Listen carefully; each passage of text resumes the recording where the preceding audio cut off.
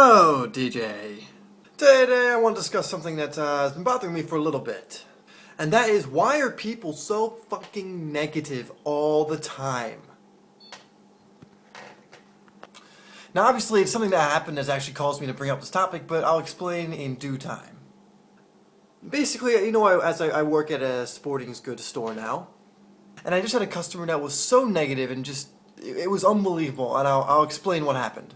So I'm a cashier, and I had a guy come up to the counter.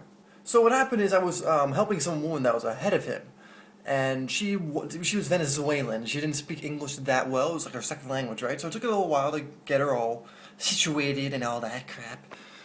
But anyway, it took us like, the guy came up to the line, right, and saw that someone was in front of him.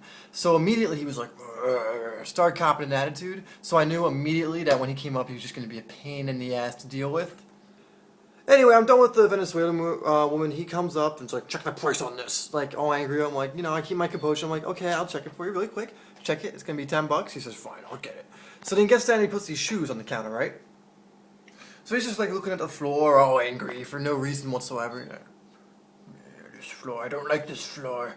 I don't know if that's what, he didn't actually say that, but I'm pretty sure that was inner dialogue. He hated the floor because he was scowling at it.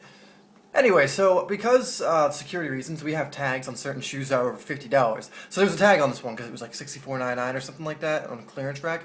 So I go and like the way we take the tags off of these things is you have to put this contraption in it and pretty much like yank it off. It doesn't do any damage to the shoe. It just makes it look like we're doing damage to the shoe because it looks like I'm tearing the shoe apart. But in reality, we're not. There's no damage. So I get the tag off, and what happened, I'm not sure if this was there before or after I got the tag off. It may have, well, I think it was there before, but I'm not entirely sure.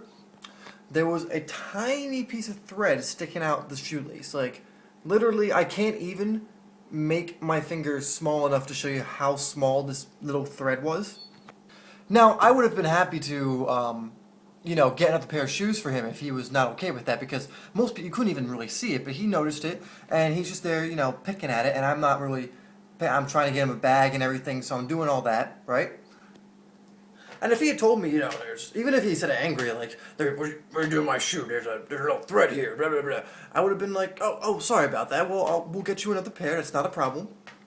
And you can have that one, and we'll pack it up for you. Not a problem at all, I'm in customer service, that's what I'm supposed to do.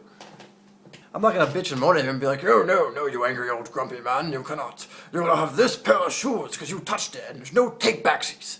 We don't have take-backsies at Sports Authority. So anyway, we do that, and this is brilliant. Like, it actually made me laugh afterwards, because just, okay, ready? So for at least like 20 seconds, he's like picking. Like literally just picking with his fingernail this little thread on this shoe, right? He's like picking, as if like he's trying to like make it disappear.